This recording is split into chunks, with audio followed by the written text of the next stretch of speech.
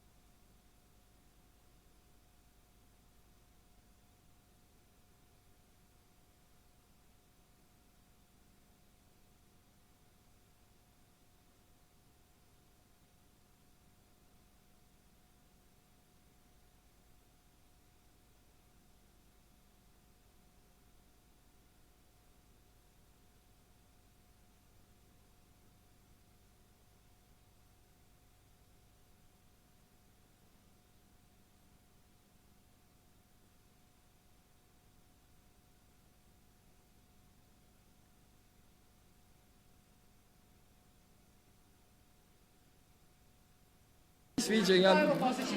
Da. Ja ga znam, sad ću da vidim. Sigurno mogu da čita. Dobro. Čitaš. Dobro.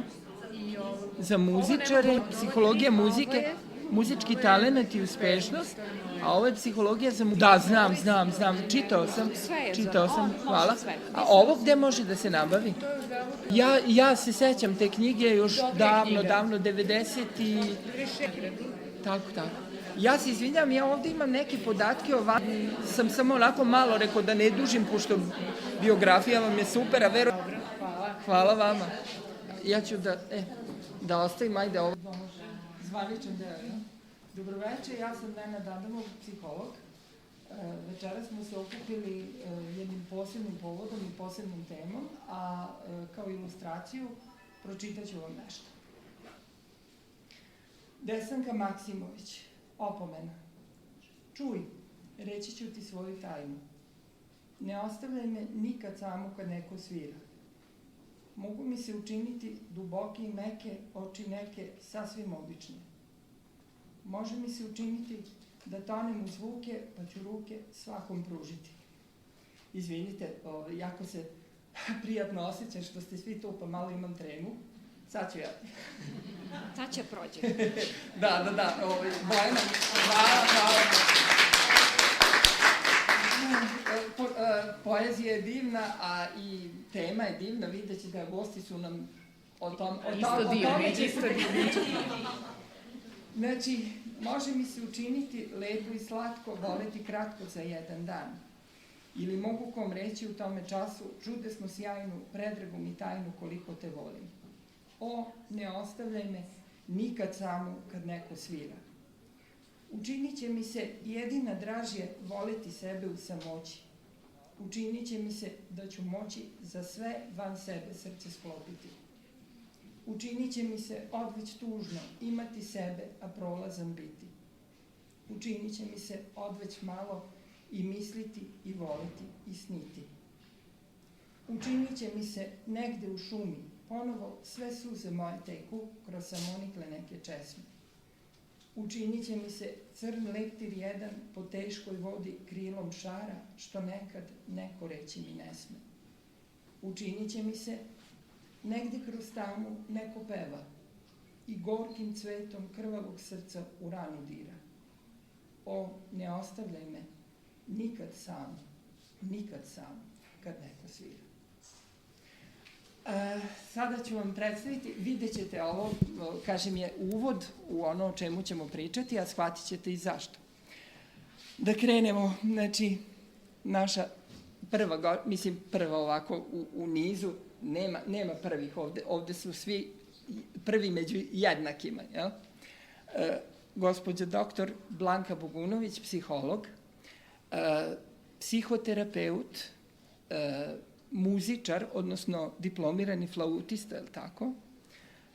Predsjednik sekcije za psihologiju muzike, profesor na Fakultetu muzičkih umetnosti, imate izvođačko iskustvo, je li tako? To je hor flauta. Dobro. To je bilo dosta davno. I naravno jedna važna stavka za mene, prosto kao psihologa, takođe vrlo bitna, to je što imate sertifikat, je li tako, za terapeuta transakcione analize. Da, istina. Nadam se da je sve za početak dobro. Vi slobodno dopunite ako... Dovoljno. Pored toga obična osoba. Da, naravno, to je najvažnije da bi se bio i dobar stručnjak. Sledeća do mene je doktorka Bojana Škorc, psiholog, koja radi kao profesor, redovni profesor, tako, na Fakultetu likovnih umetnosti u Beogradu i radiš, ja se izvinjam, ja Bojanu dosta dugo znam, pa ćemo biti na ti da bi vi od nas dobili više, da ne mislite da sam nepristojan.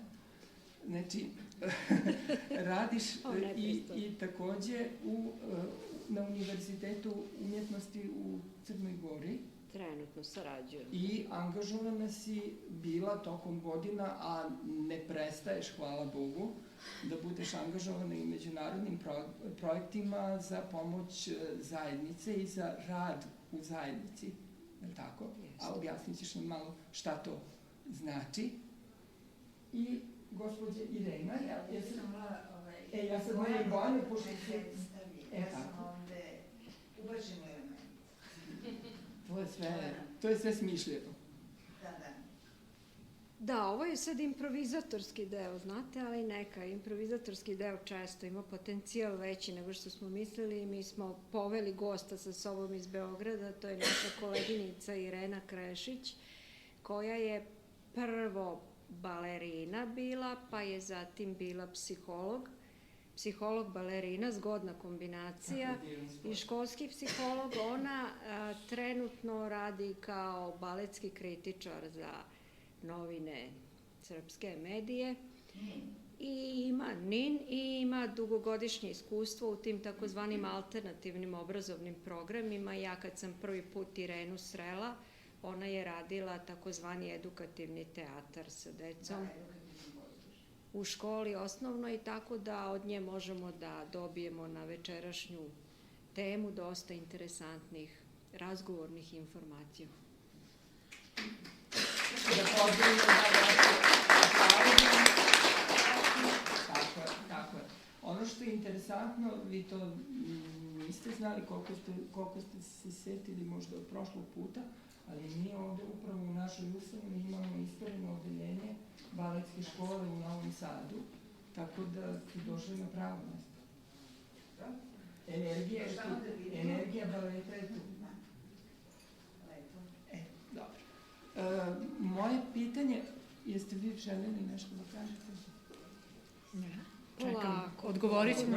Dobro. Čekamo vas. Pošto je naša večerašnja tema onako što kaže u globalu, kako kaže Bojana, sve je to malo improvizatorski, pa tako shvatite i ovu večerašnju temu i molim vas, pošto je nama stalo da budete interaktivni, da sve ovo bude modernim jezikom rečeno interaktivno, a Bojana to jako dobro zna, jer je on autor knjige koji je bio pre 2 godine. Znači, knjiga se zove Kreativnost u interakciji i može se naći u našoj biblioteci. Postoji primjerak u našoj biblioteci, tako da eto, možete se malo više informisati možda o jednom delu Bojaninog rada i načinu razmišljanja o kreativnosti i uopšte šta to znači imati kreativnost u interakciji. Ja vas sad samo molim ovako, što kažu na neviđeno, da se slobodno uključite u razgovor bez ikakvih ograda, znači ovo nije ono ex katedra, mi pričamo, a vi, znači ako imate neku asocijaciju, budite potpuno slobodni da pitate i slobodno se javite, da uletite sa nekim pitanjem. Znači, naša večerašnja tema, to vam još dugujem, jel, pošto sam vas uveo ovako poetski u temu, jeste psihologija, stvaralaštvo i kvalitet življenja. E sad, možda je vama ovako intrigantno kako sad povezati sve 3 stvari. Pokušat ćemo nekako da odgovorimo na to pitanje i da vas malo isprovociramo, da nam i sami kažete kako vam se čini kada uzmete ta 3 elementa, da li tu ima nešto zajedničko i kako oni sarađuju međusobno. Moje prvo pitanje možda za sve goste, pa ajde da kažem i za mene ovako kao domaćina, ali ja ću reći svoje mišljenje na kraju, kako bismo definisali, znači, kvalitet življenja? Ajde, da ljudima bude jasnije kakvi su vaši stavovi po tom pitanju. Znači, kada sam taj termin kvalitet življenja, šta ko od vas podrazume? Pa evo, mogu da počnem ja. Kako da? Ja bih rekla kvalitet življenja podrazumeva zadovoljavanje, da kažem, osnovnih potreba, ali odmah zatim i zadovoljavanje onih koji su estetske, kulturne, umetničke i življenje u nekom balansiranom odnosu između nekog unutrašnjeg sveta i onog spoljašnjeg. Znači, da je taj kvalitet takav da obezbeđuje napredovanje, lični razvoj, da omogućava da čovjek doživi nekako i ličnu sreću i nekako usklađenost sa okruženjem. S teorijskog aspekta, poznati psiholog Abraham Maslow postavio je teoriju o samoaktualizaciji ličnosti i hijerarhiji motiva. I svi mi razlikujemo se po tome kako svoje motive postavljamo na prvo mesto. Da li nam je to hrana, zadovoljavanje fizioloških i fizičkih potreba i sad idemo dalje. Najviši motiv je da ja kao ličnost se samo aktualizujem, da moje unutrašnje i nepoznate vrednosti dođu i zasijaju ispred mene. Znači, mi se nekako razlikujemo po toj hijerarhiji motiva koje postavljamo. I ličnost, utoliko što više ima tu lestvicu, više tih motiva, potreba za identitetom, potreba za prihvatanjem, potreba za ljubavlju i tako dalje, utoliko je ona više samoaktualizovana.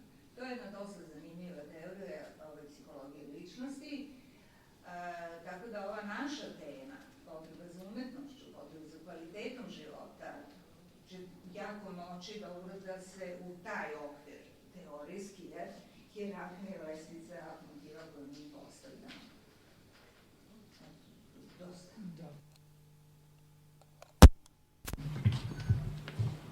Ovako i da pričam priča iz mog života. Ja sam kao psiholog doživela da ne radim u svojoj matičnoj struci, nego da učestvujem u radu umetnika, znači na Univerzitetu umetnosti. I ono što sam od umetnika naučila, nisam mogla da naučim od svoje matične struke, a to je da je čovek totalitet, da je čovek celina i da su naši životi povezani.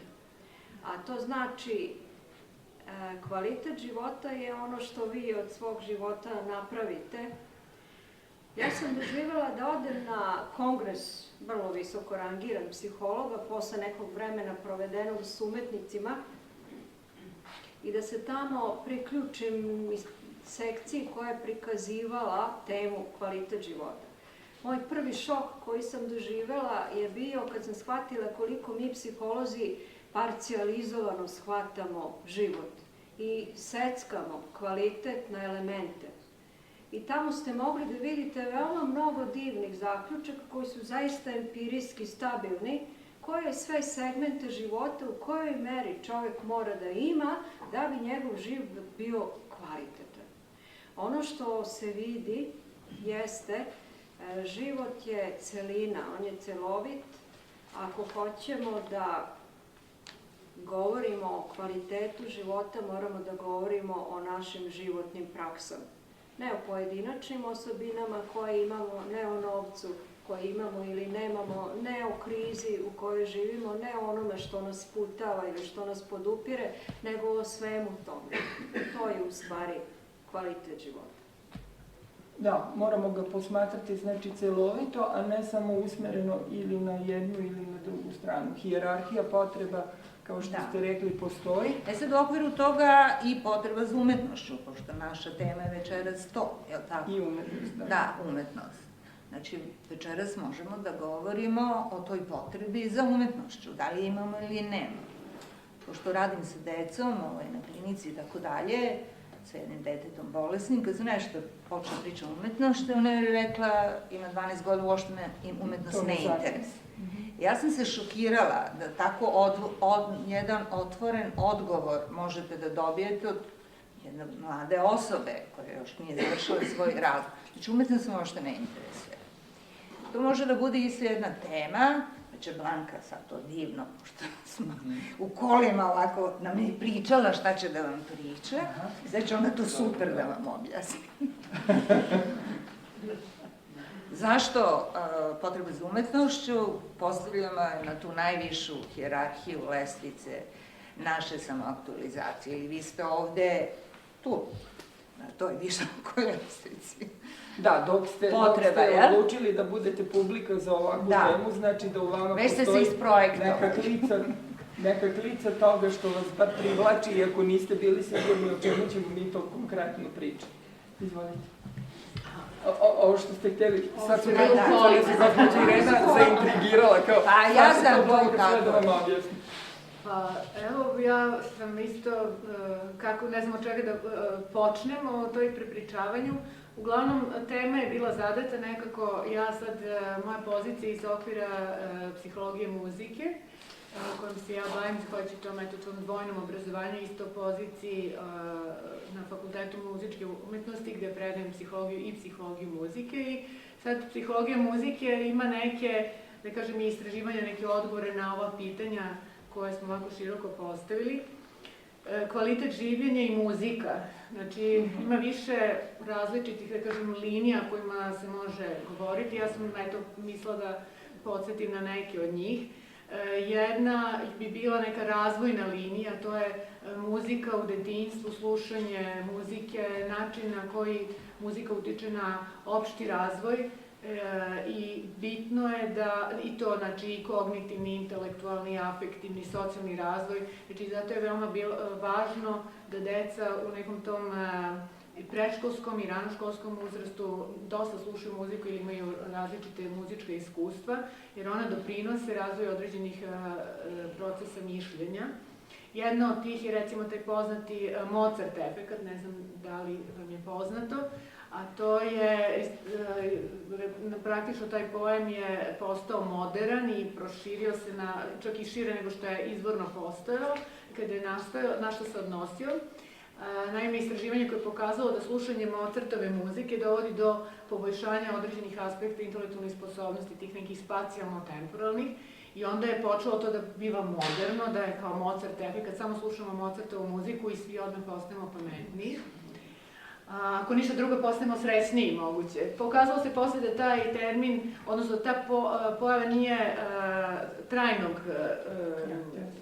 karaktera, da se gubi ako prestanemo da slušamo, ali u svakom slučaju jasno je da Mozartova muzika pravi razliku i da neko kontinuirano, sistematsko slušanje muzike, recimo, doprinosi tom poboljšanju sposobnosti.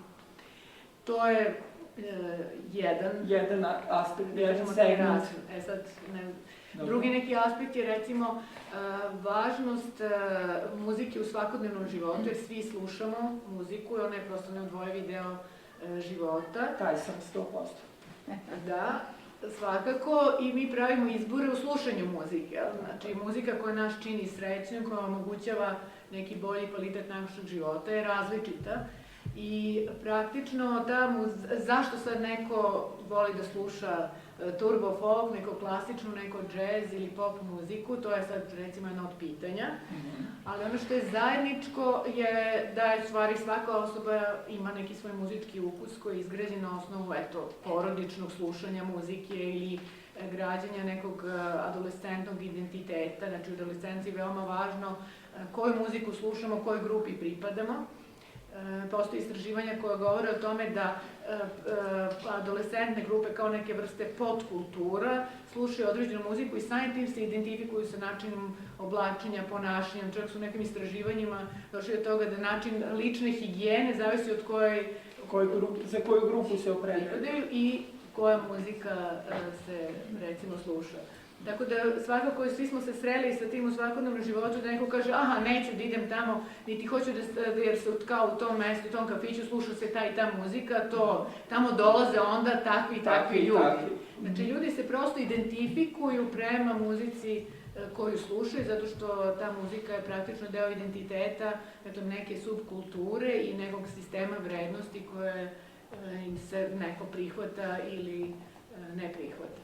Malo ću ilustrovati prosto priču o muzici. Našao sam jednu rečenicu koja mi se mnogo dopala, prosto sam našao dosta toga bliskog i moram da priznam sebi kao psihologu.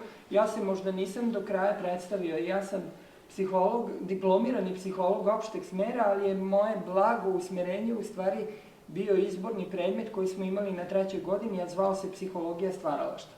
Znači da znate i da i vaš voditelj na neki način povezan sa ovom večerašnjom temom, da ne mislite da sam ja tu samo sad nekako upao, kažu, s neba pa u rep. Ali zato ste valjda izabrali ovu temu.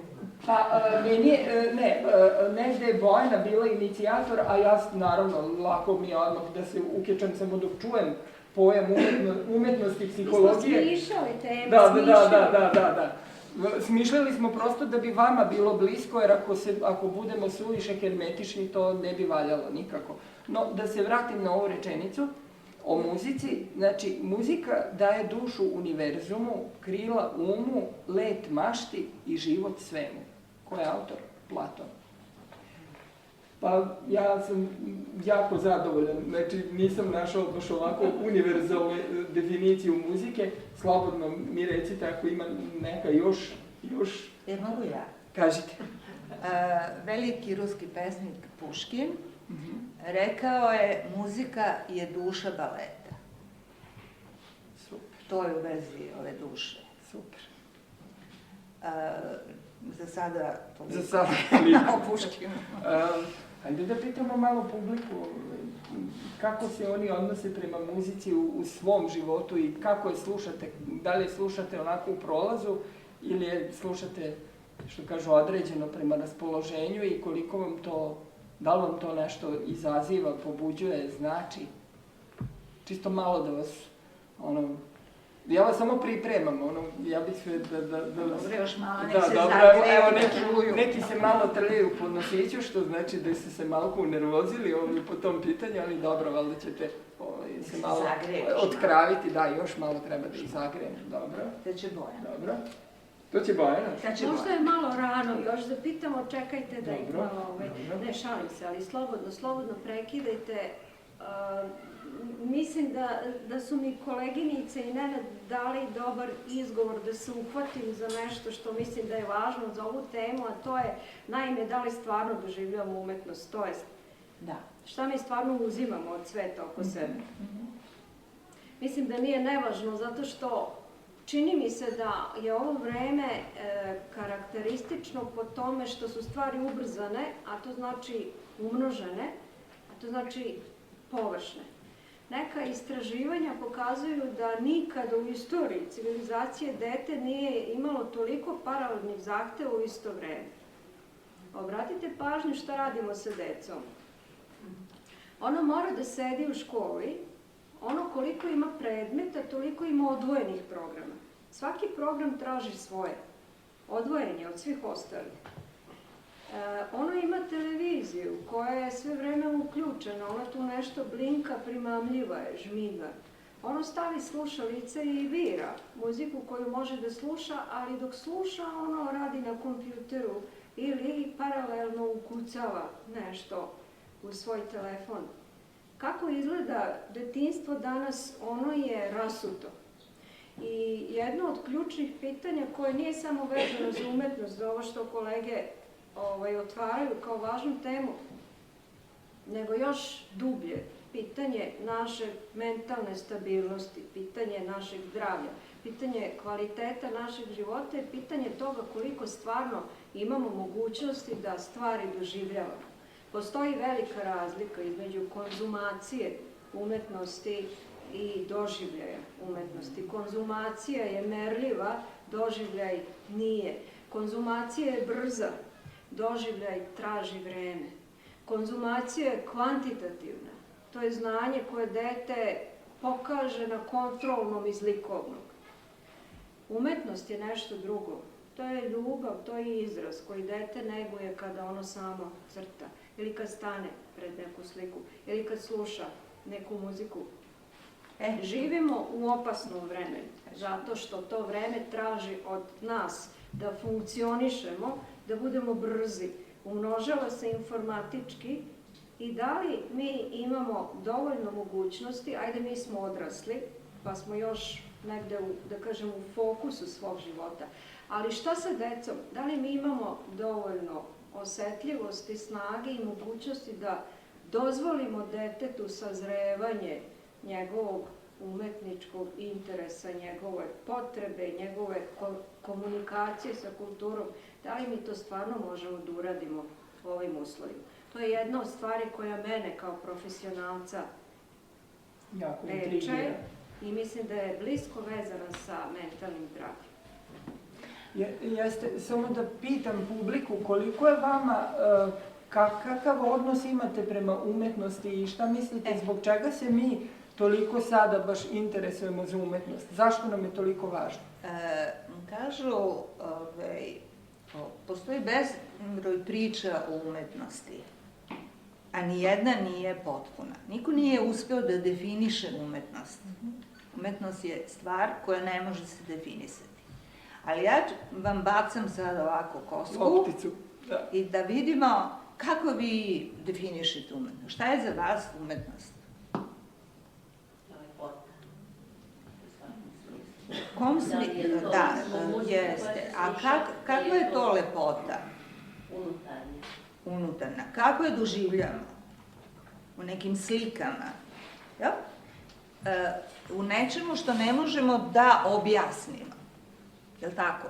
Ne možemo rečima da je objasnimo. Znači, umetnost pripada, ona često ima, kaže, a šta je umetnost? To je ono nešto. Hrana za dušu, ja bih rekla hrana za dušu. Kao što čovjek ima potrebu za jelom, ja isto tako imam potrebu za umetnošću. Nietzsche, veliki filozof koji se bavi takođe filozofijom umetnosti, on je rekao, umetnost to je ono nešto.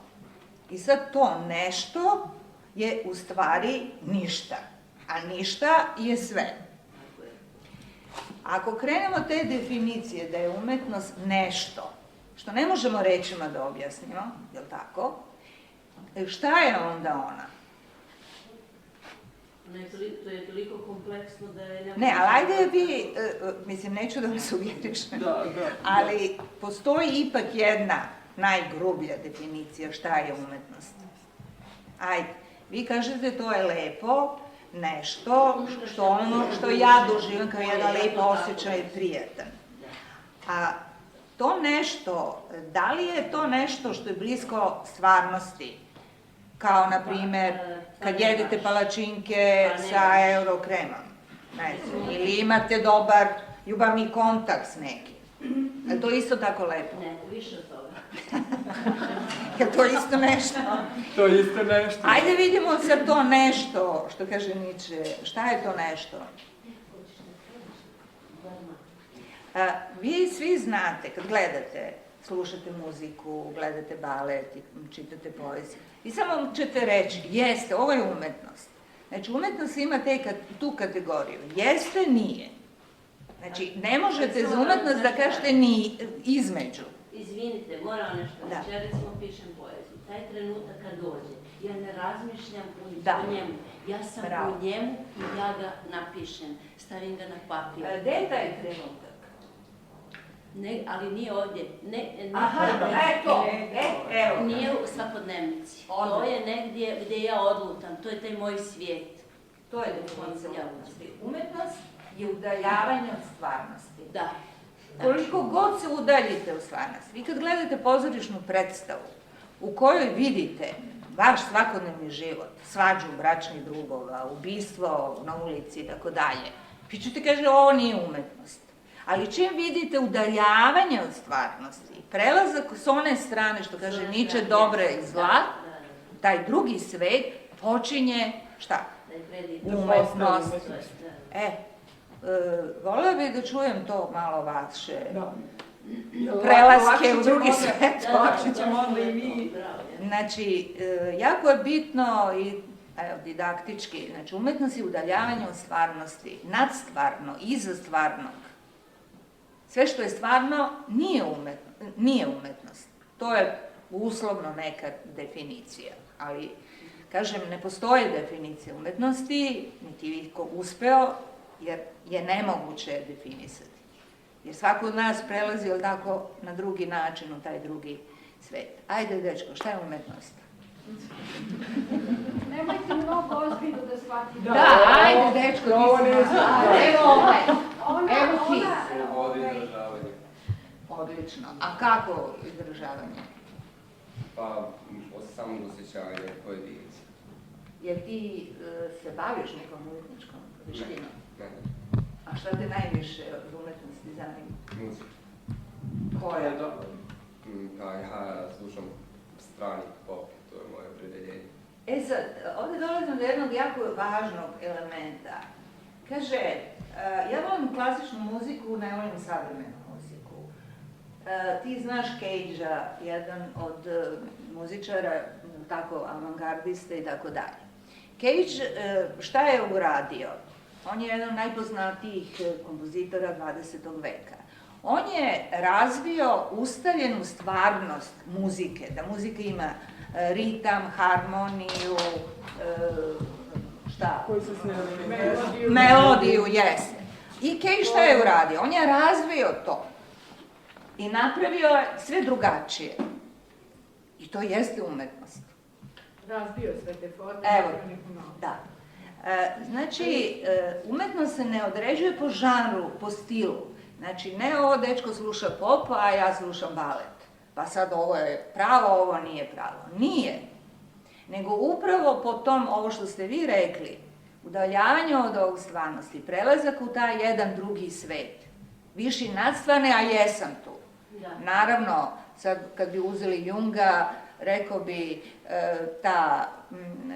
taj doživljaj umetnosti, on čak ima i neke tamno ljubičastu svetlost dna duše.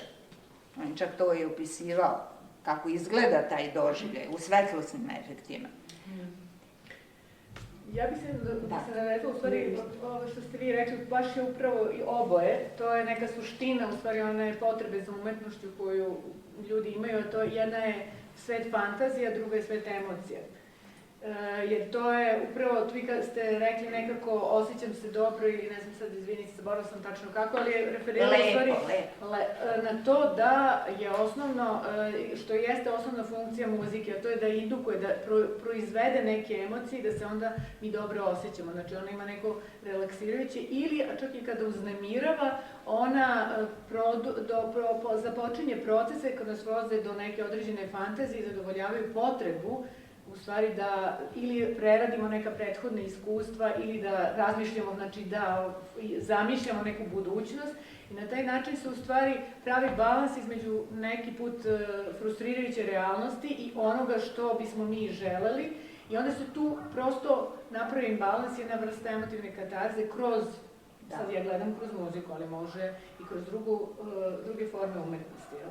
Muzika je zgodna zato što je reakcija na muziku vrlo brza, brža nego vi treba pročitate roman, da pročitate pesmu, pa onda da razmislite, pa ćete doći do nekog dubljeg značenja ili te neke vrste, da kažem, katarze, a muzika vrlo brzo produkuje, dovodi do reakcije. Ali ta katarza se zove estetska katarza, ovo što ste vi rekli. Znači, estetska katarza. Imamo raznih drugih katarzi u psihologiji, oslobađanje, pritiska i tako dalje. Znači, naš kvalitet života je upravo to. Znači, preći u taj drugi svet, izaći iz stvarnosti i doživeti ovu lepotu unutrašnju koju mi zovemo estetska katarza. Znači, umetnost ima i to jedno lekovito svojstvo što se tiče sad, verovatno. Baviš se time? Međutim, moji umetnici bi vam rekli taman posla da je umetnost nestvarna i da nema veze sa realnošću. Umetnost je realnija od realnosti i umetnost i umetnički doživljaj itekako ima vezu sa realnošću. Ona nije replika i ogledalo, ona nije prosta, da kažem, kopija, ali je realnost.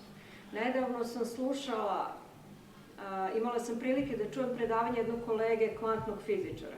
Ja inače predajem psihologiju kao gostujući profesor na fizici, na Fizičkom fakultetu u Beogradu i na Biološkom fakultetu u Beogradu. I veoma mi je drago što mogu da razgovaram i sa tim mladim ljudima koji matematički misle. I bila sam šokirana onim što nama kvantna fizika kaže, a jedna od tih ideja jeste ne postoji jedna realnost. Dakle, nalazimo se u nekoliko paralelnih realnosti.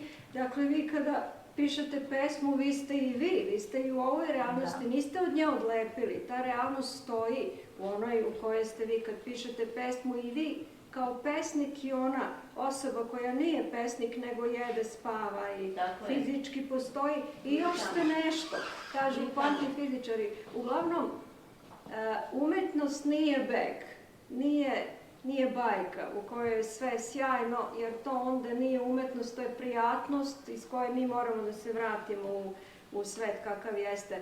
Umetnost u stvari je, ili doživlje umetnosti kako ga ja vidim, a kažem, naučila sam to i od likovnjaka mojih i od mojih kvantnih fizičara, jeste realnost koja je u vezi sa realnostima, ona je u stvari nešto što se danas u psihologiji može nazvati flow fenomen. Jeste u toj realnosti umetničko, ali ste vi. I to sve ima veze. Mi smo mi, ali verovatno, bar, ajde sad, ja ako mogu, kao, moram da kažem laik, ja jesam psiholog i jesam, pa dobro, ali mislim u odnosu na nivo znanja koji imate vi.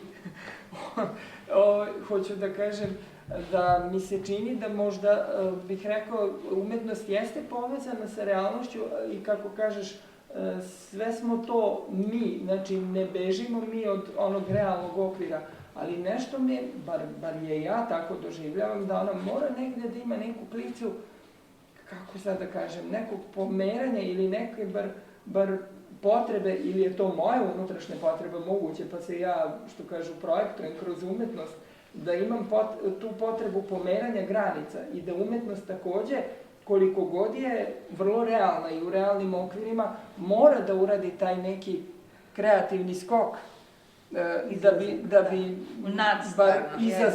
izazvala nešto i pokrenula. Naravno, da ne zvučim previše idealistički, ja znam da umetnost ne može da promeni svet, ali mislim da može da promeni unutrašnji svet pojedinca. Bar pojedinca, a mislim da se od pojedinca počinje. Stara je teorija da je umetnost odraz svog vremena. Ja. Duh svoga vremena. I u tom smislu umetnost ipak može da promeni svet. Je deo Jeste. deo I sistema pravi koji menja svet. revoluciju. Naš kolega Rudolf Anheim kaže, ako ste doživjeli neko umetničko delo i posle njega ste isti, onda da niste doživjeli. Znači, umetničko delo je svako nešto posle čega više nismo isti. Moramo da se promenimo i naš doživljaj umetničkog dela i samo, to je u stvari malo povezano sa geštaltom, tako, kako kaže da se po gestalt teoriji da se u stvari, kako da kažem, smisao učitava u konkretno delo, a onda se povratno menja i naš, kako da kažem, naša percepcija, menjamo se mi iznutra. U vezi ovih paralelnih realnosti i naše stvarnosti i psihe, koju opet niko ne može da objasni, jer je ona stalno u stalnim promenama i tako dalje, i nivoima realnosti i ostalo, govorili smo o lestvici hijerarhije motiva, opet veliki psiholog, psihoanalitičar Carl Gustav Jung, govorio o našem snovitom biću, koje je stalno tu, znači otvorenih očiju sanjam. I to je ono što se prosto kaže mašta. Ovaj mašta. Ali to je suština umetnih aktivacija tog našeg snovitog bića. Da li se kvalitet života poboljšava? Ako ja vidim tamo neku nesreću i tako dalje, ali kažem, dobro, ovo je život, prolazi, sutra dolazi novi dan. Čuvena rečenica iz Prohujela s vihorom, da, Scarlett O'Hara, plakaću sutra. Iako je sve umošteno, plakaću sutra. To je to. To je taj kvalitet života. Shvatiti da ne postoji jedna realnost, da ništa nije određeno i da ta sadašnjost u kojoj smo sad, već je ono sutra. I da je to lepota. Sad, ostali ste mi dužni. Šta je umetnost? Ajmo. Sad ste se raskravili, sad možete da pričate. Ja bih rekao nešto. Pa rekli ste da je umetnost lepota. Znači, probuditi lepotu u drugom čovjeku da vidi. Znači, umetnost je probuditi nekom vid, da on vidi lepotu i deliti tu lepotu sa drugima i probuditi, to je znači umetnost. Komunikacija, to je tačno. Ja sam baletski kritičar i često ljudi imaju sebi kao umetnik percepciju da je takav i takav.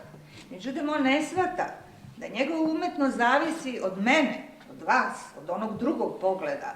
Da li mu je dobacio tu lepotu ili nije. I oni često se bune na to, kao kako sam ja to ovako, čekaj, ali šta je sa mnom, šta je sa gledaocima? Jel? Da li je tu ima ovo što vi kažete, reakcije drugog? Jer umetnost je upravo buđenje tog drugog, kao ti. Tako? Još nešto rekao, kako stvari Grka, kad oni napravili strukturu, idealno telo, i vidjeli su da to nešto ne valja. I počeli su oni nešto nadrealizati, nešto da izvodu, da drugačije vide. Znači, to se tiče još umetnici, počeli su da stvaraju nadrealizam. Znači, tu lepotu na neki drugi način da probude, da vide drugačije ljudi, pa to je već odavno, zna se tako. Dobro, i kako kvalitet života? Nemojte samo parama. Smanjenju plata, penzija. Ako ostanemo u ovim sferama snovitog bića, paralelnih realnosti mog ja, hijerarhije, lestvice, motive i tako dalje, šta je onda ta umetnost? Mislim da još nešto treba da, nemoj da im postavljaš tako... Zašto? Vidite, divni su. Divni su uživaju. Mi možemo da ih očaravamo. Mislim da još nešto treba da pomenemo. To je naime, čemu je o realnosti? Izvinjavam se, o to mi je prosto... Neko mora da nas vrati u realnost. Mislim da je dobro da ovi mladi ljudi čuju. Danas postoji jedno, da kažem, prećutno, implicitno, vrednosno uverenje, pritisak da ili ćete da budete najbolji u nekoj umetnosti ili onda šta tu imate da tražite. Ili ćete biti Novak Đoković ili bacite reket. Kada bi stvarno svet bio takav, znači kada bismo stvarno morali da radimo vrhunski stvari, nestalo bi i kulture i nas i umetnosti. Deca se nedovoljno igraju onim što ne znaju. Koliko nas se usudilo da bude amater u nečem? To je mentalno zdravlje. Jedan naš poznanik, pitaju ga da li znaš da sviraš violinu, on kaže može i znam, nisam probao. Da li mi sve imamo dovoljno, postoji negde vaspitni neki pritisak u oblasti umetnosti, on posebno uoči da morate da budete talentovani, da bi vaš talent bio uzgojen, a ako niste talentovani, onda vidite na nešto što je sekundarno. Upravo je ova politika, stav prema deci i prema nama nešto što je opasno. Ja vas sada kao psiholog pozivam da budete apsolutno netalentovani i da uživate u onome što radite. I to može da bude bilo šta. Bez obzira na ideju o visokom postignuću, to je posebno važno za mlade ljude. Ne morate budete talentovani za muziku da biste svirali za svoj groš, za svoju dušu, za dušu onih koji vas slušaju. Ne morate da imate nagrade literarne da biste iskreno pisali. Ne morate da budete Desanka Maksimović, ali živite svoj život jer imamo pravo da budemo kreativni, a to pravo često ne vidimo, jer nam se negde imputira da zapravo treba budemo najbolji. Bojim se da je to u stvari produkt, kako da kažem... Kulture. Kulture, odnosno ja bih čak rekao politike, odnosno onoga što uređuje jedan državu kao jedan sistem u smislu da nas prosto, ajde sad ću biti vrlo konkretan, liberalni, mada ne znam po čemu ga zovu liberalni, kapitalizam nas tera da mi budemo produktivni u proizvodnji nekih, kako da kažem, opipljivih materijalnih produkata ili savršenstva bilo koje vrste. Ako niste savršeni, odmah ste škarti, odmah... Znači, malo je to... Čini mi se da tu negde leži problem, odnosno zašto se to posle odražava i na obrazovanje i na uopšte... Jeste. Danas taj motiv za postignućem, koje je isto Abraham Maslow napomenuo, je najbitniji civilizacijski motiv. Što više postići, što više uraditi, što više. I taj uspeh, neprekidno neki uspeh. A šta je uspeh? Da li je uspeh? Šta je uspeh? Da li je ono što nam na televiziji kažu, kupite tamo viršle, ne znam. I ako ne kupite to, vi niste... Da, vi niste uspešno i zdravo jeli. Međutim, ja sam htjela nešto drugo ovde da uradimo. Da napravimo malo razliku između te elitne umetnosti, prave umetnosti, kad vi kažete jeste i nije umetnost, jer ona samo tako se određuje. I kad gledate nešto, slušate, kažete ovo jeste umetnost, ili ovo nije. Nema drugo, ili. Da pravimo razliku između te elitne umetnosti i, naravno, sposobnosti, kreativnosti, kreativno kuvanje, uspešna domaćica, pegla, savršeno, onu hradnu kada opegla, to je umetnost. Za mene, na primjer. Znači, moramo praviti razlike između tih umetnosti. Zašto? Pa zato što i civilizacijski imate čitave institucije koje se bave elitnom umetnošću, školovani ljudi za elitnu umetnost. Jel' tako? Ja bih htjela tu malo isto da se nadovežem ovo što sad i Bojana počela, to je u stvari vezano recimo za muziku u obrazovanju, a to je nivo sposobnosti, to je naročito ispunjeno čini mi se u domenu muzike, gde imamo muzički sistem, muzičkih škola koje obrazuju one koji su talentovani, a oni kao koji nisu, to malo crno-beli svet, oni uče muziku u osnovnoj školi. Tako da vrlo često se dešava da čak i u osnovnoj školi, ako u okviru predmeta muzičkog, ovi imaju sluha, ovi nemaju sluha. Ono što je ključno kao informacija da ne postoji ta crno-bela slika, da je u stvari muzička sposobnost jedna dimenzija ili čak profil gde ljudi imaju bolji ritam, neki imaju čuju bolje melodiju i tako dalje. Tako da u stvari svako ima određeni nivo i kvalitet muzičkih sposobnosti da može nešto da izvede. vrlo se često dešava u stvari da se favorizuju oni koji imaju vrlo visoke muzičke sposobnosti, tako da ostali se osjećaju lošije i to je u stvari i problem da se neko bavi muzikom na nekom, recimo, amaterskom nivou. To je jedna stvar, a drugo je da sam htjela da podsjetim da su veliki broj ovih pop muzičara i rock muzičara, čak u našem prostoru, su u stvari oni koji uopšte nisu išli u muzičku školu, već su jednostavno sami nekako učili ili su od nekog naučili ili su u grupi, u svojoj vršnjačkoj grupi, u razredu, u stvari vrlo često se prave te neformalne grupe i da one u stvari prave tu neku muziku koja je savremena, koja je u stvari prihvaćena od grupe vršnjaka. Još nešto sam htala li? Vi čutite, nema da pričate. Slažem se što ste mi to rekli, recimo Gorana Bregović su izbacili iz muzičke škole, rekli su da ne talentovan, da nema sluha, međutim on je postao. Pa ne kažem, sistem muzičkih škola je dosta surov, jer se traži ta izuzetna sposobnost, a nekako ne neguje i takav je program u stvari škola, da mora da se drila i da to ide do nekog kraja.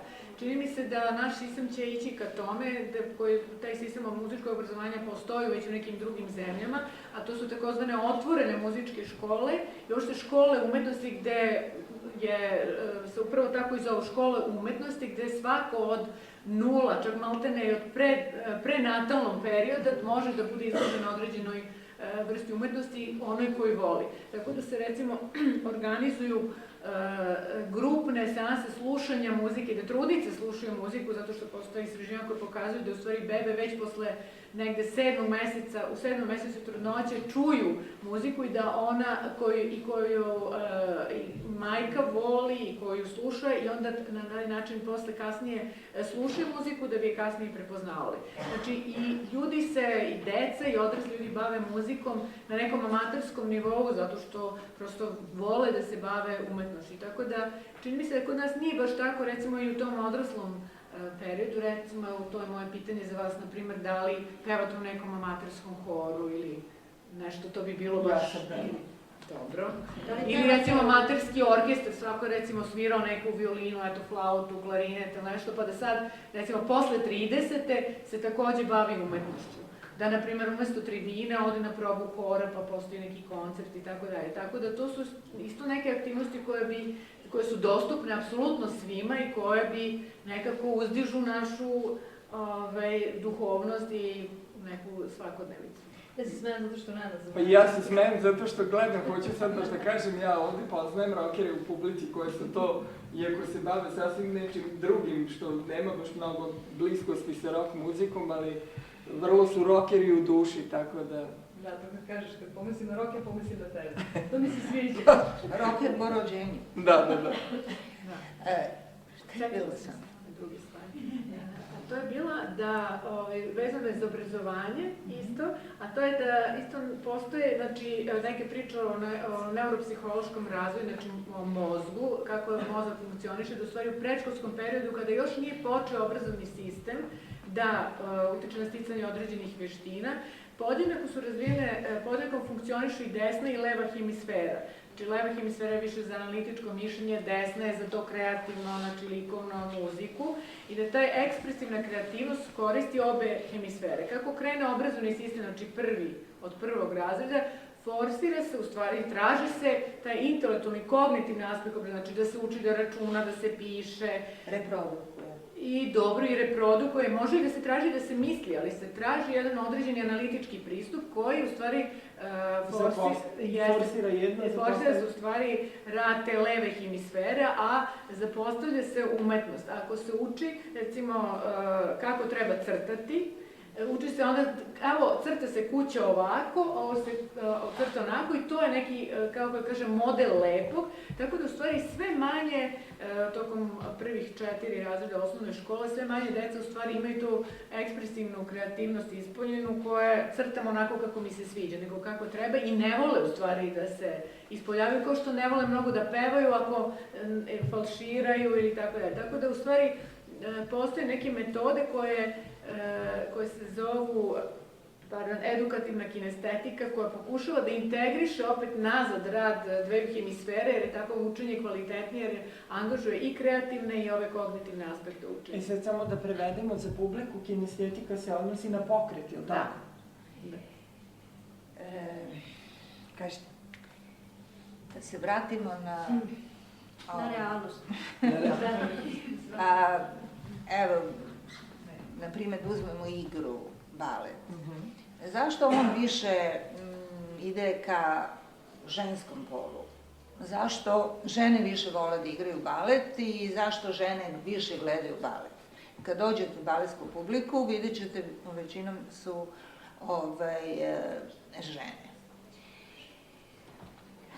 Zato što pokret je jedan od načina izražavanja naše seksualnosti. Ako ja sad počnem ovako da vam vrtim, je li tako, ovako, ne daj Bože nešto s nogom, šta će da bude?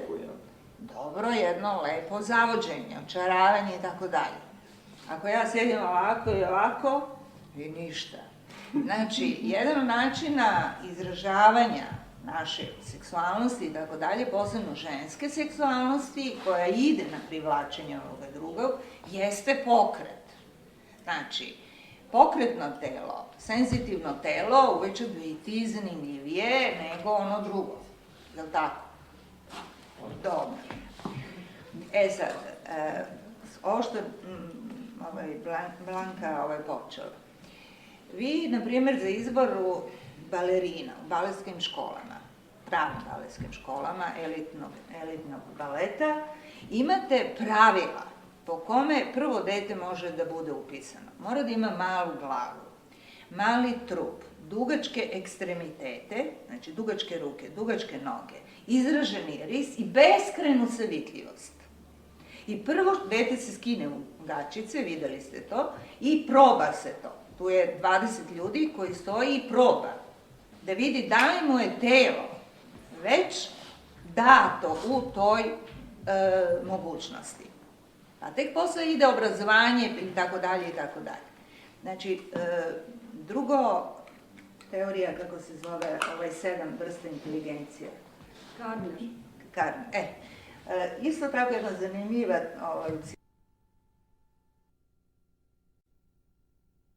muzičke sposobnosti. I sad je, na primjer, što radim u školi sa decom, ima sve jedinice. Ima sve jedinice i dam 5 iz likovnog. Na nastavničkom veću diskusija, svađa, rasprava, šta je ovo, kako kad ima sve jedinice. Pa kaže, zato što fantastično crta. A on šta? Ima tu perceptivnu, tako, inteligenciju više razvijenu u odnosu na drugu. Ali to ne znači da on, zato što je, šta ja znam, ima muzičku inteligenciju ili matematičku inteligenciju vrednije nego ovaj drugi što ima telesno. Znači, mi se i po tome, tim vrstama inteligencije razlikujemo. Evo, skoro sad smo pričali, na primjer, ja sam primljena na psihologiju iz baleta, tako što sam test inteligencije rešavala po tome šta je lepo.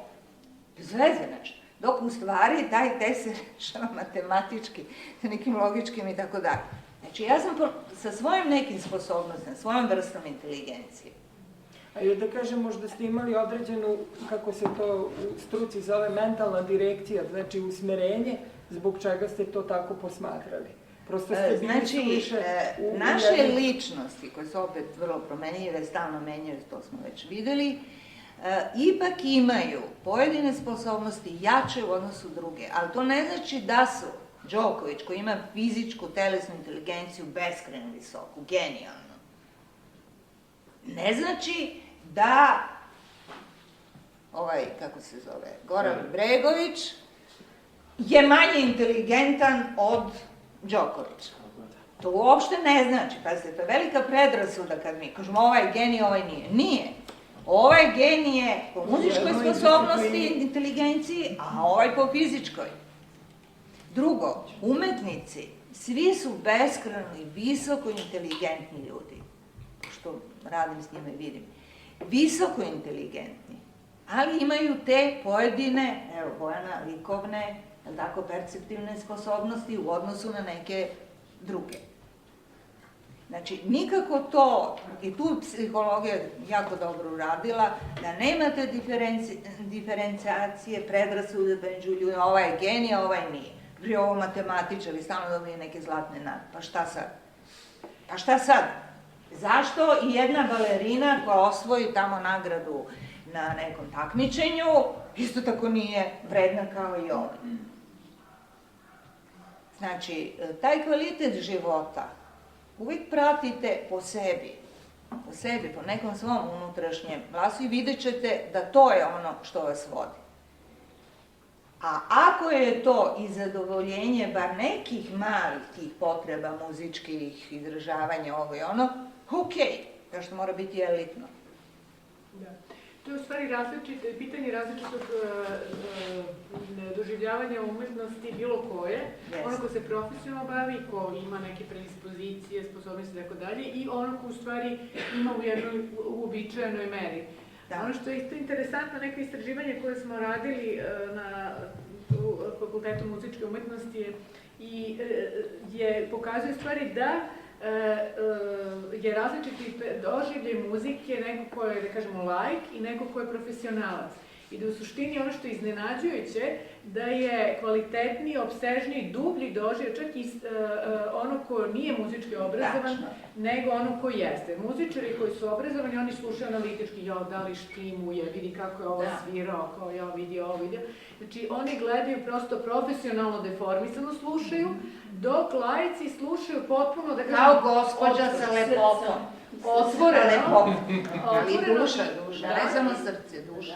Pokazalo se u stvari kad je bilo to istraživanje koje mi je ispitivano šta je kao lanac komunikacije, razumevanja, znači kompozitor, šta je njegova ideja bila, koje značenje je dao delu, izvođač i ovde na kraju publika, gde u stvari se pokazalo da znači, ne muzičari su u stvari bolje razumeli šta je kompozitor hteo da kaže nego što bi to uradili muzičari. U nekom smislu to emocionalno, fenomenološko, neko ukupno razumevanje poruke. Za mene je to bilo prosto fascinantno.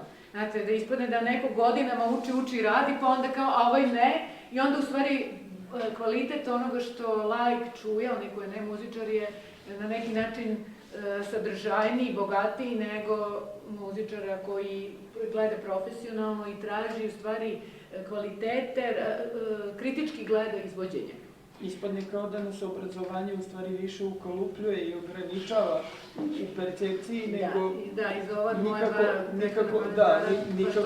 nikako da obrazovanje bude baš ono koje pruža kvalitet više, nego vas još malte ne... Da, koji postiče kreativnost i daje širinu. I sad tu dolazimo do jedne velike zamke, a to je da umetnost se ocenjuje po ovo što ste vi rekli, sudu drugog, epohe, vremena i tako dalje. I tu je sad opasnost. Šta je u stvari umetnost? Sud, ocena drugog. Uzmemo mnoge velike umetnike koje epoha i vreme nije razumela. Negativne kritike, odbacivanje, pljuvanje i tako dalje. Da bi posle 2 epohe on bio prepoznat. Znači, taj sud i ukus drugog je vrlo opasna stvar. Danas imate u pozorištu tu tendenciju da predstave moraju da imaju neki politički kod. Da vas podsjeća na stvarnost politike, vremena i koje tako dalje. I dosta predstava ulazi u to političko pozorište. Pa onda imate paralele i asocijacije sa svakodnevnom politikom i tako dalje. To je opasno. Jer šta? Da li je to umetnost? Ako smo rekli da umetnost je deo naše snovitog bića koje se projektuje i tako dalje, a odlazimo u druge svetove i tako dalje. Da li je to umetnost? Vama će se to dopasti, izvođački, što ti kažeš, tehnički, dobro, ovako, ali nešto me nije tu dirnulo, nešto, ne znam, nije baš ono što jeste. Znači, taj sud drugog, strašno opasan. Imate ljudi koji su obrazovani, evo, ja koja se bavim baletskom kritikom, obrazovana sam da dam sud o drugom. Ali verujte, posle baletske premijere i tako dalje, ja slušam publiku. I verujte da publika fenomenalno prepoznaje. I nema teorije da je prevarite. Najveća balerina, tamo piše svetska došla, publika čuti ništa, ne reaguje. Tamo neka mala došla igra, divno, viču, bravo, sve. Tako da, taj sud jako je opasan. Znači, kada je on objektiviziran, postavljen od tamo parametra, umetnost je to i to, pa sad kažemo da bude, ne znam, ovaka politička, ovaka, onaka, da bude što više bliža savremenom čoveku, da, uopšte moderna. Šta je moderna? Moderna je jedna glupost. Jel? Moderan si stalno. Tako da, toga se isto treba čuvati i ići na ovu percepciju. Znači, kako na onog drugog to doživljava. Jer neko delo za mene će biti umetno, za vas neće. Jel? Možda sam ja neobrazovana da slušam muziku. Ili neobrazovana da čitam neke slike. Apstraktno Maljević, ono crni kvadrat. Ali kažete da slušate publiku koja ne može da bude... Da, slušam publiku, ali kažem taj sud koji mi donosimo, on je lični. Ali kad mi sedimo u jednoj publici, evo ovde vi sada ocenjujete nas ovde, bit će jednak. Mada ste vi svi ovde različiti, ali bit će jednak, vrlo jednak kao ocena. Tako da ja slušam posle premijere, slušam publiku. Njihovi komentari, to, mislim, ja samo da prepišem u rečenicu koju treba da obrazložim. Da, vi možete to, što kažu, njihov komentar da provedete kroz jedan stručnu terminologiju, ali se u principu... Ovo što ste vi rekli, znači, taj drugi i ta lepota, ja ne znam šta je to, što kaže Niče, ništa, to je, umetnost je nešto, a šta je to nešto? Ništa, a ništa je sve. To je to. I sad, taj kvalitet života, ako sad tu krenemo, kao ovo sada, da pričamo ovako, da izmišljamo, da izlazimo iz realnosti, šta se događa? Poboljšava se kvalitet života, a ti mi čutiš ovde, a neće da progovori. To je lični izbor. Kažite mi, a šta vi... Progovorili bi ljudi kad bi ti malo čutala. Jeste. Evo čuti.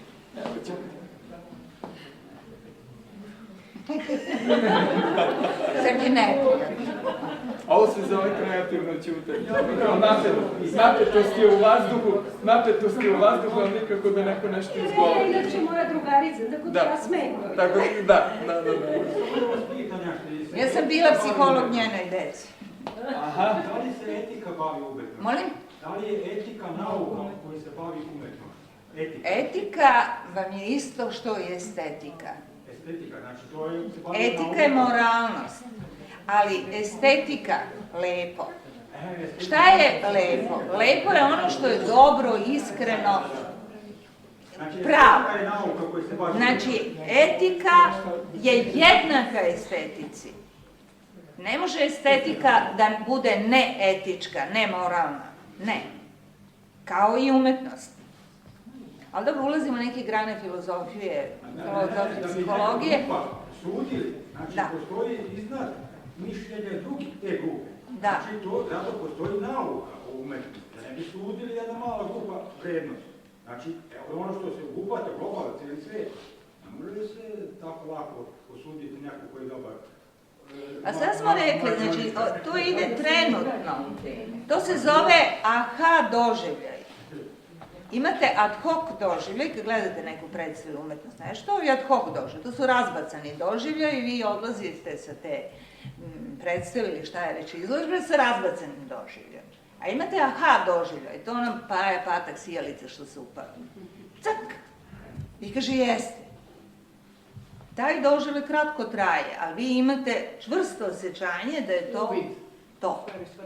Da smo malo nešto pomerili, da smo pomerili neku granicu u percepciji, odnosno u viđenju nečega. I samo da kažem što mislim da je bitno, možda nismo dotakli, sećam se, eto, svog profesora stvaralaštva, da ga spomenem, dr. Bara Tartar, i sećam se njegove rečenice, koje nam je jedne od, jer je stvarno čovek erudita, gde je rekao, a mislim da je važno da se to večeras kaže, bez obzira kojom se umetnošću bavili i koliko bili kreativni, važno je da znate da nismo svi kreativni sve vreme.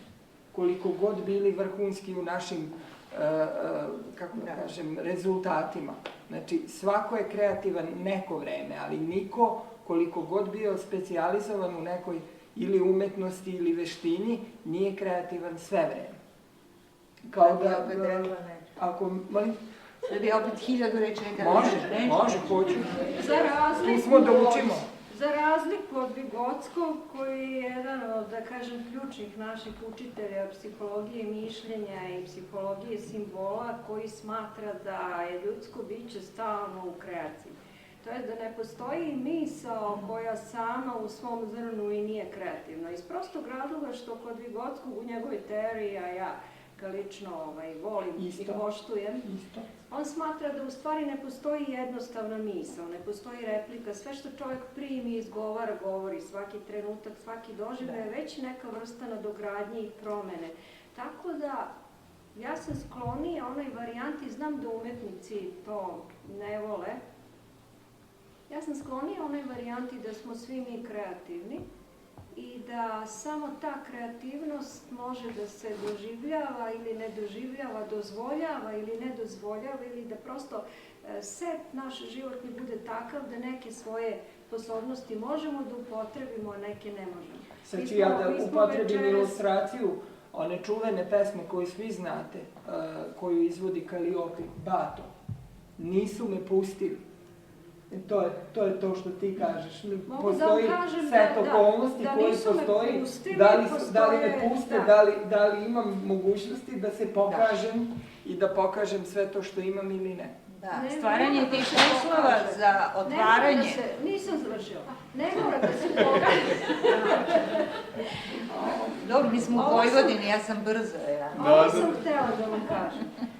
Kod nas na temu toga nisu me pustili. Postoje vrlo dramatična istraživanja u vezi toga kako se kreativnost neguje, da li se ono uopšte pušta u okruženju porodičnom i školskom ili ne. Ja mogu samo neke da vam izvučem, a da je to mnogo šira priča. Naša koleginica, na primjer, na univerzitetu u Novom Sadu odbranila doktorat na temu položaja likovne umetnosti u osnovnoj školi. Jedan od njenih ključnih nalaza je da je uspeh iz likova u negativnoj korelaciji sa uspehom u školi. To znači što je dete uspešnije u školi, to manje voli likovno. Treba da se zapitamo onda kakva je to škola. Šta ta škola forsira, koju hemisferu, a... Koje veštine? Koji je oblik mišljenja. A da ne pominjem i druge stvari. Da je, na primjer, naše Ministarstvo prosvete moralo da se suoči sa činjenicom da otprilike 40 do 50% naše dece završi osnovnu školu, položi klasifikacioni ispit, a da je funkcionalno nepismeno. Znači, funkcionalno nepismeno znači ono čita, piše, ono zna da odgovori na pitanja na klasifikacionom ispitu, ali ono svoje kapacitete ne koristi, ne zna šta će mu. Ne čita, ne uzme knjigu, ne sluša muziku, znači ne upija ništa od sve te tekovine kulture koje mi imamo. Od dvoje dece jedno to neće uzeti i ide u život dalje prazno. Znači, postoje vrlo ozbiljni razlozi zbog kojih ja u stvari insistiram na tom stavu o kreativnosti u osnovi svakog života. Mogućnost svakom detetu, mogućnost svakoj osobi. Dok dišete, vi nešto radite. Da li je to kreativni ručak, kreativno heklanje, može se kreativno svađati s komšinicom. U redu, ali neka je. Znači, to jesu naše životi i mislim da je dosta važno tu neku kreativnost postaviti na jedan psihološki, demokratičan način. Mi rastemo u kulturi koja potiskuje kreativnost i trebalo bi da budemo toga svesni. I upravo je zato važno to da insistiraš da je kreativnost prisutna kod svakoga, znači da se upravo da šansa. Stvari se razvija umetnost za razvoj, potencijal za razvoj. Umetnost življenja. Ali složit ćete se, ja se izvinjavam, slušam vas vrlo pažljivo, složit ćete se se da je svako dete kreativno i da samo po rođenju je svako dete briljant koji treba brušiti, zavisi šta ćemo kasnije dobiti. Ja pripadam nekoj generaciji starijoj koji sam vrlo ponosno se sećam svojih učitelja, nastavnika i profesora koji su naprotiv stimulisali u nama tu kreativnost i dozvoljavali da se iskažemo. Ja se sećam, iako sam završila ovde gimnaziju prirodno-matematički smer, bila sam večiti predsjednik literarne sekcije i mi smo onda, da bismo pročitali književno delo, morali sve kritike da idemo u biblioteku, vadimo, pišemo. I ja sam prva, da li je to i iskreno tako ili je to ona tipična mladalačka buntovnost, stigla dva prsta i rekla da se ne slažem sa priznatim ko sam ja, da se ja ne slažem sa nečim što je svet priznao. Mene i moja profesorka književnosti Vosa Gavrić i Kinđan je znaju, podržala u tome. Naprotiv, još me je pozvala posle časa da nas dve po tom diskutujem. Ja sam se jako dobro osjećala. Ona je meni dozvolila da ja izrazim tu svoju kreativnost.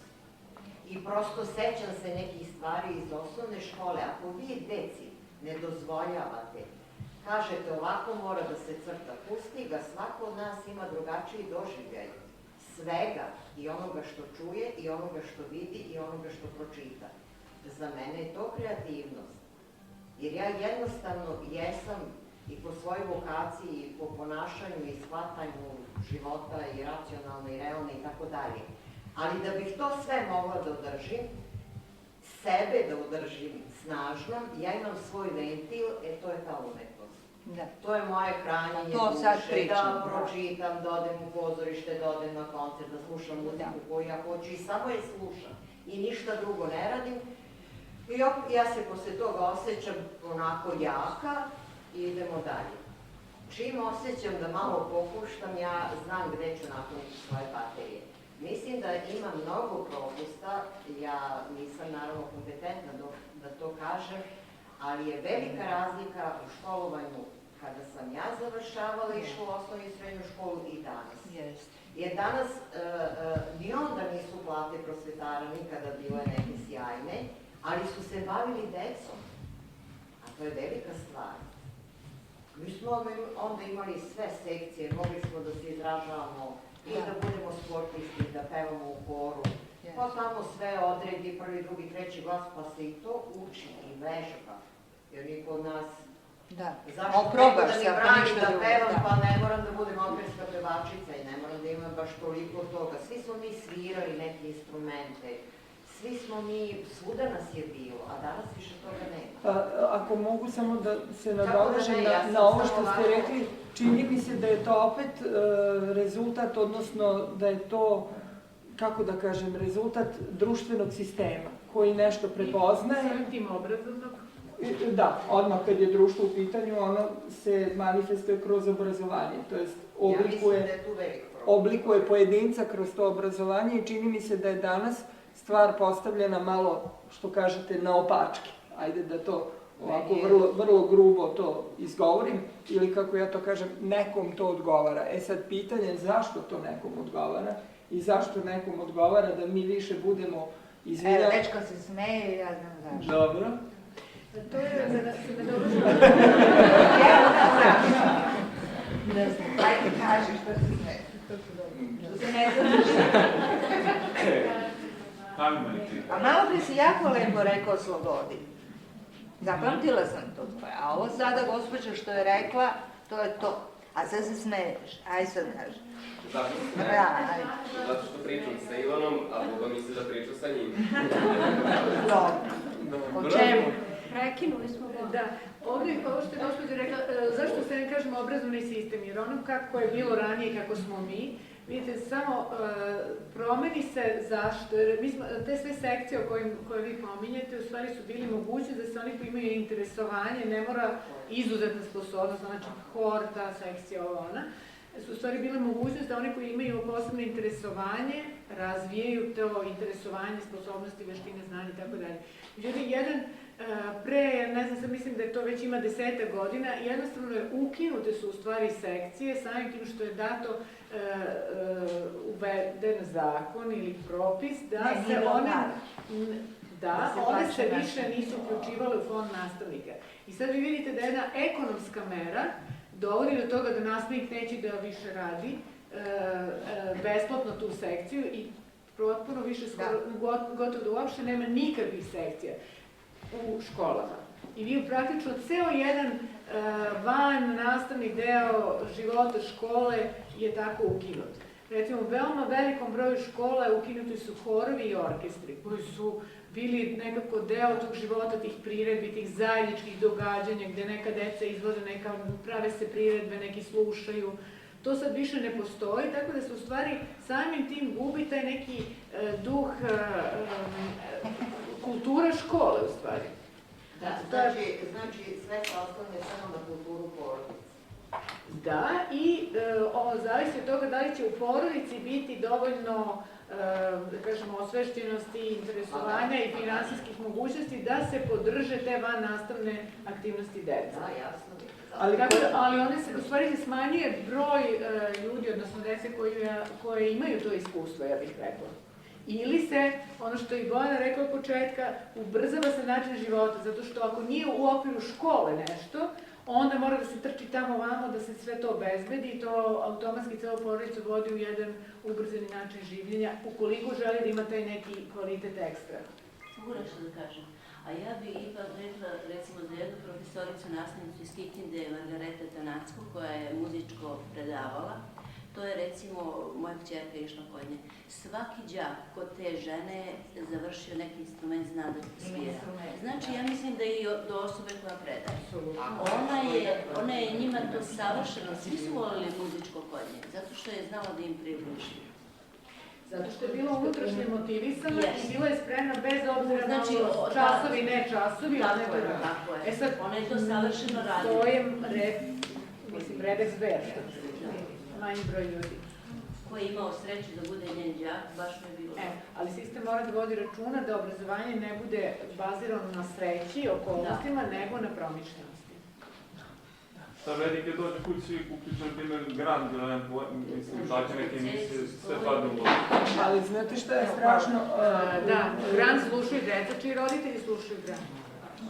A to je većina, mislim. Ali to je ono što se emituje. Vi nemate izbor. Ili vam je izbor jako skučan.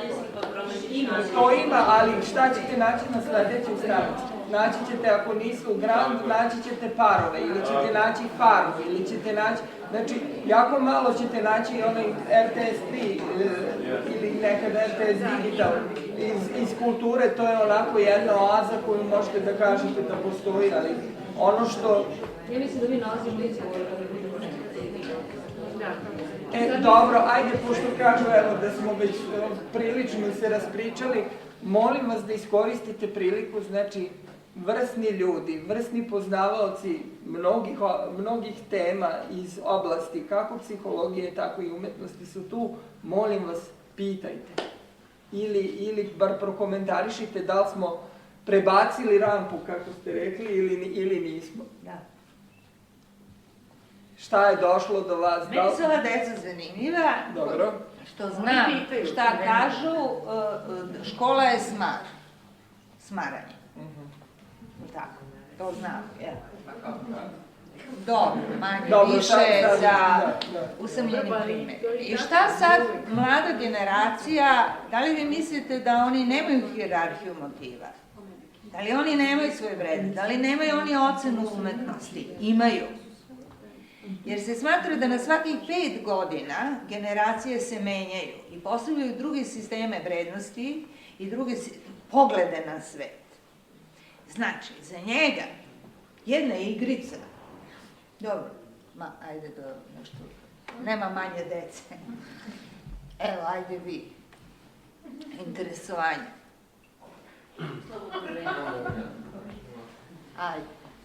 Ja umetnost obožavam i za mene je umetnost jedan od načina da ispoljim svoje emocije i da ispostavim neku unutrašnju ravnotežu svojih emocija, da se osjećam slobodnije i bolje. Sviram klavir i trenutno učim violinu, a u slobodno vreme pišem pesme i eseje. Hvala.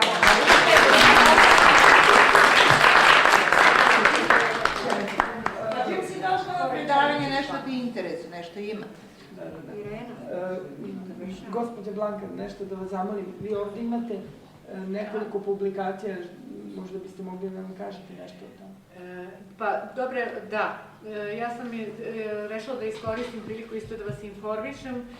Tu su nekoliko knjiga ako nekog interesuje, koje su objavljene vezano za psihologiju i muziku, koja se razvija u našoj sredini pre sad već 35 godina. Počela je na Filozofskom fakultetu sa psihologijom muzike koju je objavila Ksenija Radoš, ne znam da li mi je poznato, i kasnije su tu još knjige koje jedna je prevedena, Psihologija za muzičare, koja isto može da se nabavi, koga interesuje, ja mogu reći. Na internetu, da, imate Psihopolis ili tako izdavačku kuću. Vrlo popularno, to je knjiga koju je izdao Fakultet muzičke umetnosti, koja je prevod i za bilo koga, znači za opštu publiku.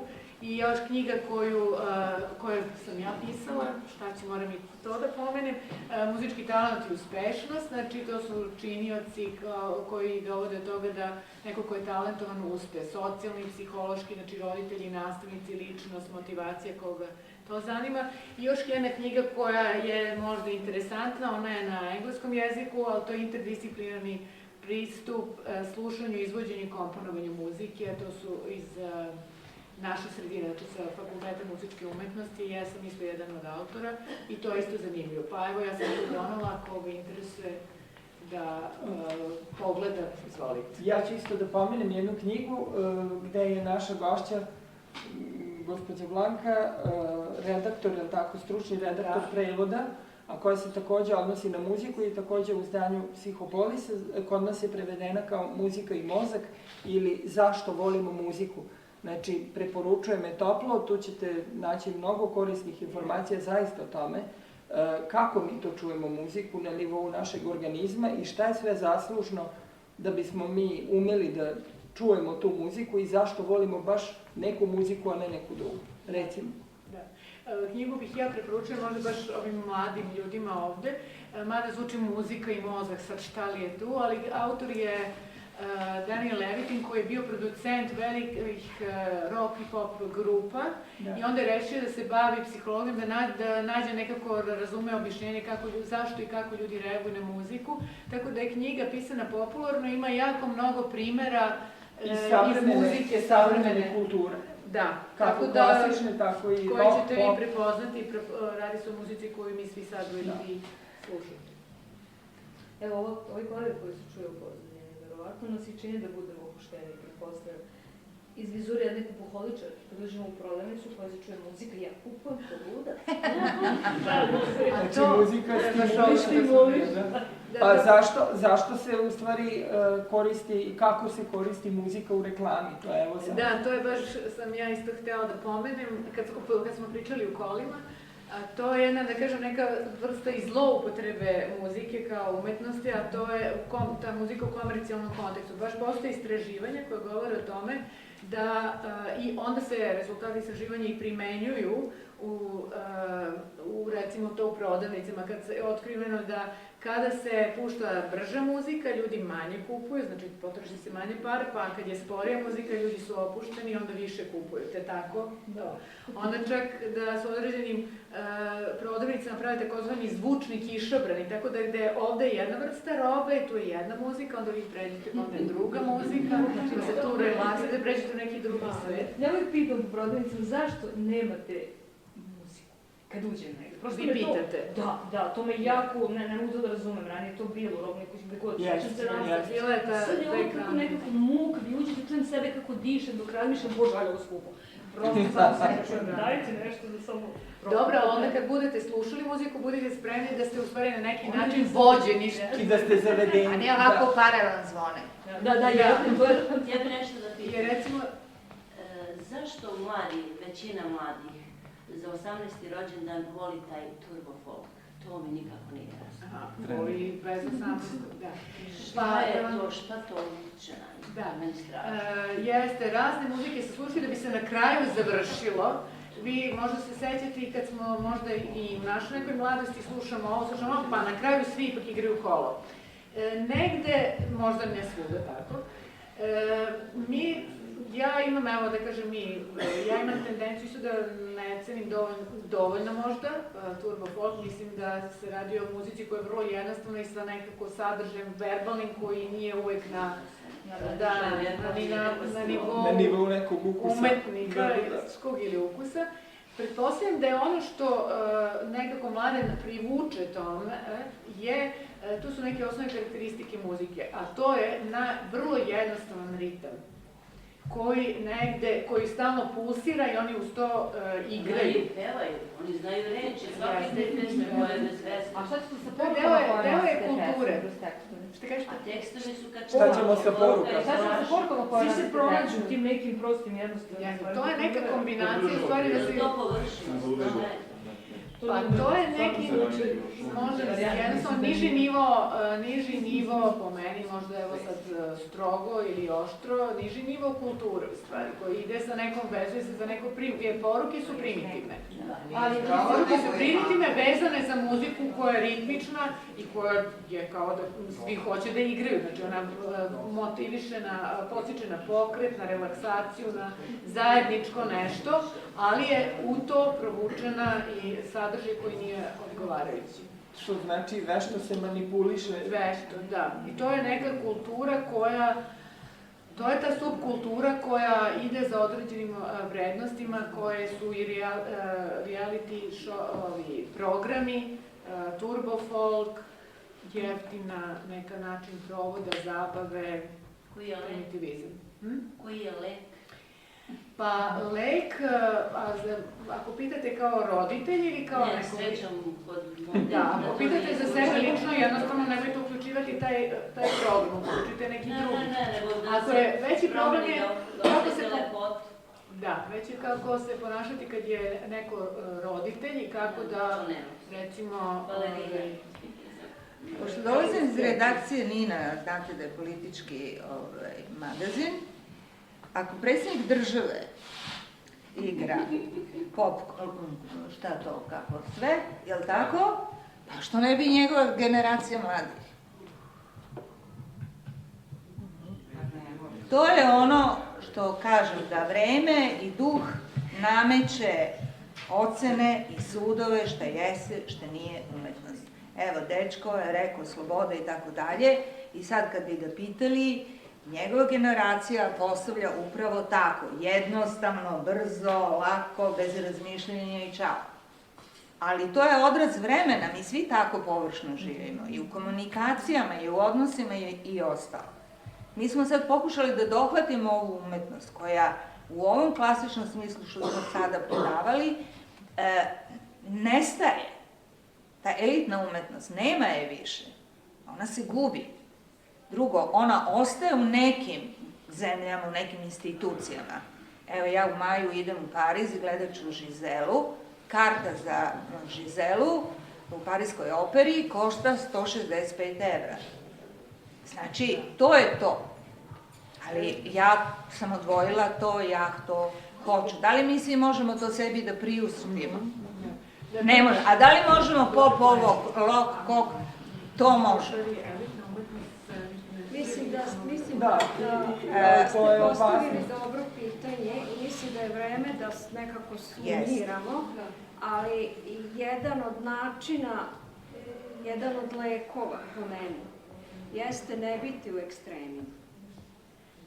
Jako je lako odreći se plitke kulture i reći nije to nešto što sa mnom ima veze, ja sam nešto sasvim različito, postoji jaz između mene i tih ljudi tamo, mene i te muzike, mi i oni. Jedan od lekova jeste da razumemo da smo mi i oni. Ne odricati se kulture u kojoj smo, ne odricati se vremena u kome smo, ne prezirati ništa, ne uzimati ono što nam ne odgovara, ali ne bacati sa prljavom vodom i dete, što kažu. Znači, nemišljenje u ekstremima je po meni lek. Razmišljam kako tu decu naučiti da slušaju to što je lepo, što je zaista lepo. Da osveste koje su to reči, šta su slušali. Pitala sam ja jednu devojčicu u autobusu, baš negdje putovali su. Jel si slušala reči te pesme? Jel čuje tvoje uložbe? priča. Jel to ima veze, jel to je smisleno? Pa kaže, ne razmišljam tako. Razmišljam. Ja kažem, razmisli, molim te. Vidi koliko je glupo. I onda ja to rašpanim, te riječi. I onda ona kapje. Recimo u Kikinskom prevozu zabranili su tu muziku da se pušta. Ne, mnogi mladi uopšte ne slušaju tekstove pesama, uopšte ne obraćaju pažnju, nego baš obraćaju pažnju na ritam te pesme koje ste vi rekli, koja nešto budi u njima, a i samim tim što smo rekli, ta muzika je jako prolazna, jako brzo prolazi, možda traje 2-3 meseca, dođe nešto novo. Svaki put nešto ne traje. A to je novi. Tako je. A tako i mi živimo danas, svaki put se nešto novo pojavljuje. Ali meni je strašno što su uzori deci ti cece, stoje. Ali ja mislim, baš zato što je sad i malo poplava tih nekih show programa što se tiče pevanja, ne znam, Pinkovih zvezda, Grand zvezda i tako dalje.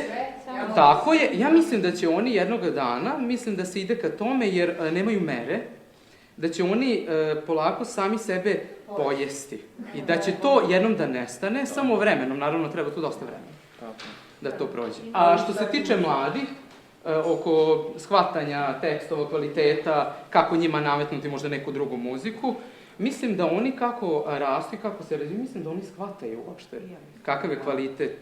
Vremenom, naravno, to se sve vremenom. Imam ja, na primjer nekih mladih koji kad izađu u grad, gde se pušta ta muzika, nekvalitetna, oni je ne slušaju kod kuće, ali je slušaju u gradu, ali kod kuće ne slušaju.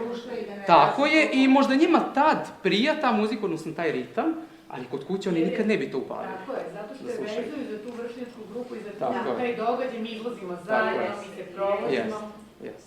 Tako da ne uživaju svi u toj muzici, možda to delo je prividno da oni uživaju, u stvari ne uživaju svi u toj muzici. Ja da pozdravim ovako vas kao elitnu publiku, jer stvarno smo ovdje ovako dali... A čovek vodi, on će... Pa ja, evo, sad ću on, evo ja, pa... Ja idem brzo, ja. Da vas pozdravim, zaista uživanje, jedno divno, tako ste zlatni.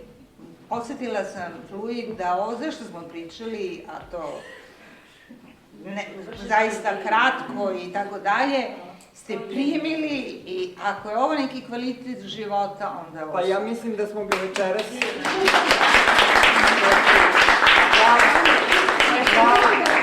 Hvala vama. Sad Nenad da odjavi, nije još gotovo. Nenad da završamo. Hvala vam što ste došli, nadam se da vam je prijalo. Hvala gostima što su odvojili svoje vreme i svoju energiju da dođu do nas. Pozivamo ih isto da dođu prvom sljedećem prilikom, ako im se dopalo, a to ćemo vidjeti po odzevi.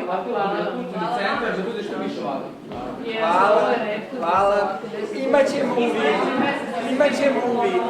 Hvala najbolje.